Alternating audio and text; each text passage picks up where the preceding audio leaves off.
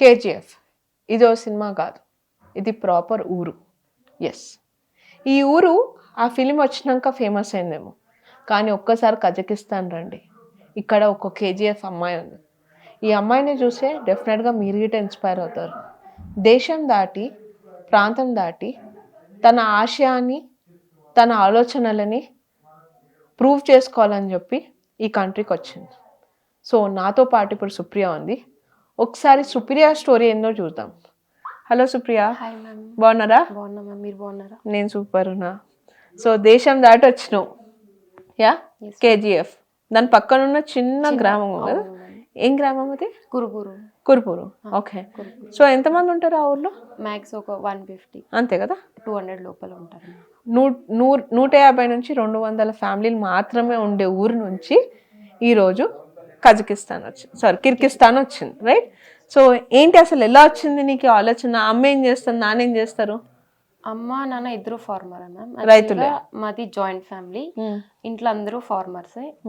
ఇంకా నాకు own sister ఒక ఆమె ఉంది, ఇంకా 4 కజిన్స్ ఉన్నారు, బ్రదర్స్. సో అందరు చదువుతున్నారు, నేనే పెద్ద పిల్లని ఇంట్లో. ఓకే. సో ఎట్లా రియాక్ట్ అయినారు? నువ్వు ఇట్లా కిర్గిస్తాన్ వస్తా, నేను ఇక్కడ చదువుకుంటా, మన దగ్గర ఎక్కువ పంపరు కదా. యాక్చువల్గా నేను ఆ చిన్న విలేజ్ ఇంకా నేనే ఫస్ట్ మెంబర్ని ఇట్లా బయటకు రావడం.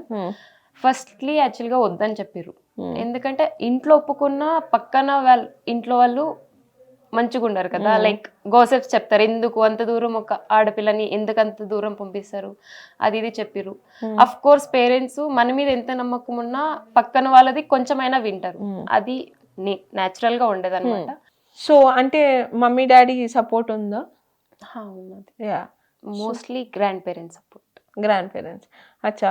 అంటే ఇప్పుడు మామూలుగా ఏందనంటే మనము ఊర్లో ఉన్నాం కాబట్టి దేశం దాటి పోవాలి అని అంటే నాట్ ఎ స్మాల్ థింగ్ కదా. చాలా మంది అంటే ఆ ఊర్లో గ్రామంలో నుంచి ఉన్న అమ్మాయి బయటికి రావాలని అంటే అది చాలా పెద్ద టాస్క్. సో ఎలా రిసీవ్ చేసుకున్నారు మమ్మీ డాడీ? నువ్వు అట్లా నేను వెళ్ళి చదువుకుంటా అని చెప్తాప్పుడు? యాక్చువల్లీ ఫస్ట్లీ నాకు నీట్లో క్వాలిఫై అయినా. ఎంత వచ్చింది నీట్లో? 200+ వచ్చినాయి, క్వాలిఫై అయినా. తర్వాతకి నేను మైసూర్లో ఆయుర్వేదిక్ చేద్దాం అనుకుండే. అక్కడ పోతే కూడా వాళ్ళు అవ్వదు, ఇంకా అక్కడ కూడా ఫీజు అడిగారు, లైక్ 1 yearకి 4 to 5 lakhs అని చెప్పారు. సరే అక్కడ వెళ్ళి వచ్చిన నేను మా మదర్. తర్వాతకి మా డాడీ ఏమన్నారు, ఇప్పుడు ఇన్ని మార్క్స్ వచ్చినాయి కదా, మేబీ ఇంకొకసారి లాంగ్ టర్మ్ చేస్తే ఇంకా ఎక్కువ వస్తుందేమో మార్క్స్, అప్పుడు ఫ్రీ సీట్ వస్తుంది కదా, మాకి డబ్బులు అన్ని కష్టం ఉండదు అని చెప్పారు. But I have confidence that I can't crack. అంటే 1 year చదివితేనే రాలేకపోయింది, ఇంకో ఇయర్ మళ్ళీ ఎందుకు వేస్ట్ చేస్తామని అప్పుడు చూస్ చేసుకున్నా ఇట్లా అబ్రాడ్ పోదామని. అప్పుడు మా ఫ్రెండ్ ఇక్కడ ఒక ఇంటర్ ఫ్రెండ్ ఇక్కడ చదువుతున్నాడు, లైక్ బిష్కేక్లో ఉన్నాడు. తనకు కాంటాక్ట్ అయ్యి సంధ్యాని కాంటాక్ట్ అయినా, తనతో మ్యామ్తో పవన్తో నేను మా పేరెంట్స్తో మాట్లాడించిన.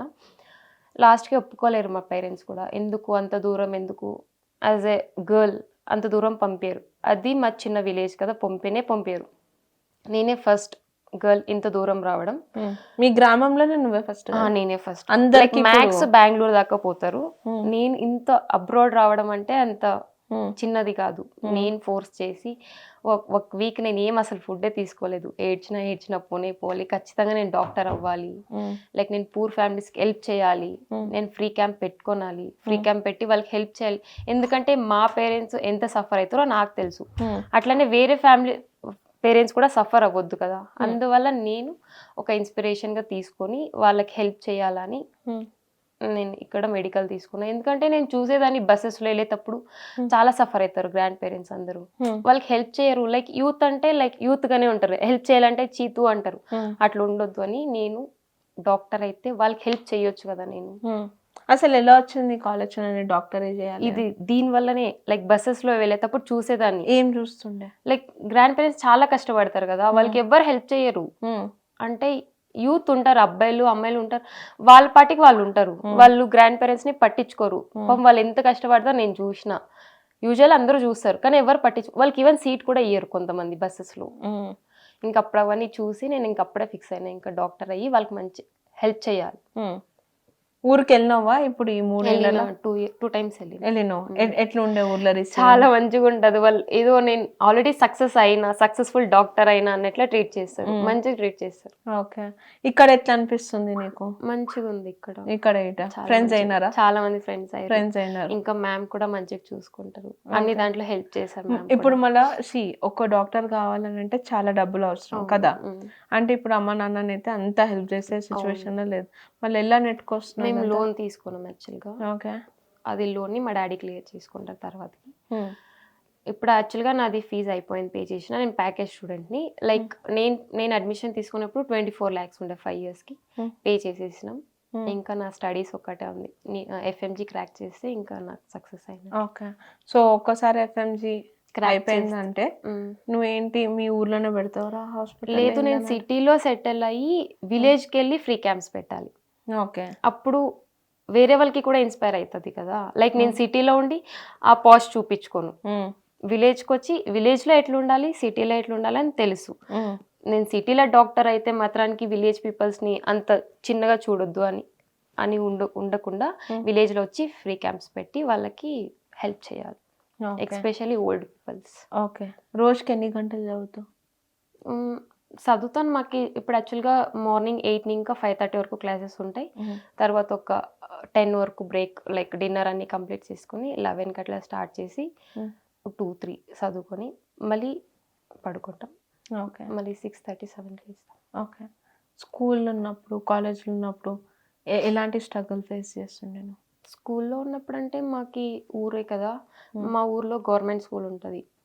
నేను గవర్నమెంట్ స్కూల్లో చదవలేదు, అక్కడ ఓన్లీ 5th వరకే ఉంటుంది. పక్కన ఒక ఇంగ్లీష్ మీడియం ఉంటుంది, అది విలేజే. అక్కడ వెళ్ళి చదువుకునేదాన్ని నేను. LKG ఇంకా 9th వరకు ఒక స్కూల్లో చదివిన. 10th వేరే స్కూల్కి వెళ్ళిన. ఇంటర్ బెంగళూరులో చదివిన. సో ఏంటి అంటే మీ కజిన్స్ కానీ, చుట్టాలు కానీ, లేకపోతే మీ చుట్టుపక్కల ఉన్న వాళ్ళు ఎలా రియాక్ట్ అయ్యండే? ఇప్పుడు నేను ఇక్కడ వచ్చినప్పుడు వాళ్ళందరూ అన్నారు, ఎందుకు పంపిస్తారు, ఒక ఆడపిల్లని అంత దూరం ఎందుకు పంపిస్తారు, డాక్టర్ అయితే పర్లేదు, లేకపోతే ఏమవుతుంది, ఊరికే ఎన్ని డబ్బులు పెట్టడం అవసరమా, 24 లక్షలు అంటే ఊరికే వస్తుందా, అదే ఆ డబ్బులతోనే పెళ్లి చేయొచ్చు, మంచిగా ఒక అబ్బాయిని చూసి వాళ్ళ ఇంటికి పంపించవచ్చు కదా, ఇప్పుడు ఎందుకు ఇవన్నీ అది ఇది అని చెప్పారు. బట్ మా పేరెంట్స్ అవన్నీ నమ్మకుండా నా పైన నమ్మకం పెట్టుకొని ఇక్కడ దాకా పంపించారు. ఓకే. మీరు ఎంతమంది సిబ్లింగ్స్? నేను, నా చెల్లి ఓను, నాకు ఇంకా 4 brothers ఉన్నారు. మాది జాయింట్ ఫ్యామిలీ, 14 members ఉంటాం. 14 members ఉంటారు. సో ఇప్పుడు పక్కా నువ్వు డాక్టర్ అయితే నమ్మకం మీ ఇంట్లో అందరికి? ఖచ్చితంగా ఉంది. అవునా? ఓకే. అవుతావు కదా మరి? ఖచ్చితంగా. Wishing you very all the best. Thank you so much. Yeah.